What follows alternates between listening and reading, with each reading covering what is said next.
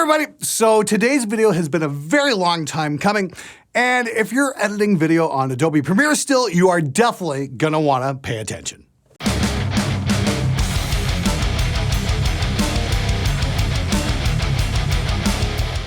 Okay, so I started using Premiere about a year ago. I edited down a lot of videos for my show with it, all the while being aware of what was going on with DaVinci Resolve, but I never considered it ready for prime time as the interface needed tweaking for efficiency. Well, that day came just before last Christmas. I've switched over to Resolve full-time as it allows me to get my edits finished quickly, get my footage out the door to YouTube, and move on to the next project. So let's take a look at the 5 ways DaVinci Resolve destroys Adobe Premiere. Number 1, interface. Okay, this one is absolutely no contest whatsoever. Since version 15, Resolve has really taken the lead here. For my show, I am constantly flying images in and out of the main frame. Resolve makes manipulating those images super easy. Just grab, resize, drag and drop, and crop.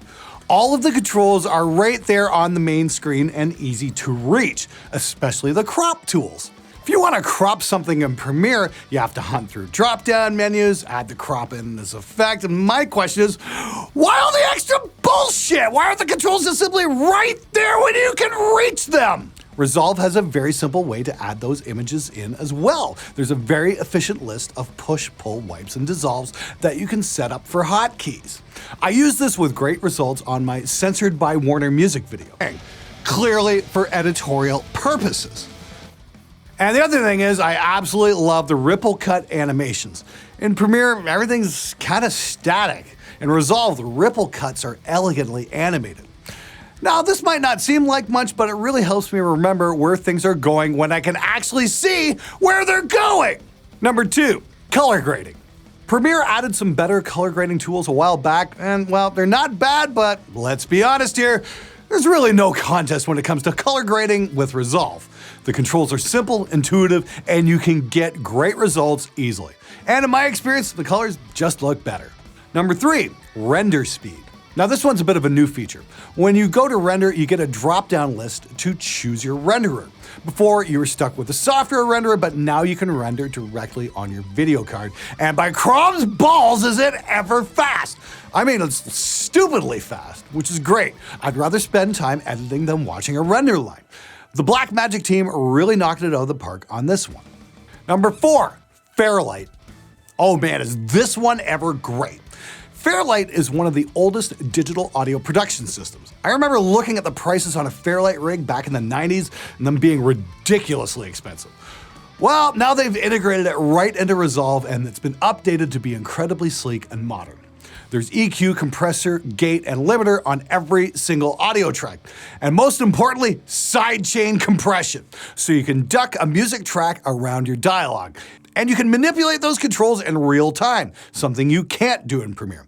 There you have to go through some bullshit generate keyframes thing, and you get it wrong, you gotta guess it till you get it right. In Resolve, just play your track and tweak till it sounds good. Wow! It's almost like they designed this so people get work done on it or something weird like that. You've also got access to your full complement of VSTs, which is great if you have something like the Isotope RX suite for audio cleanup.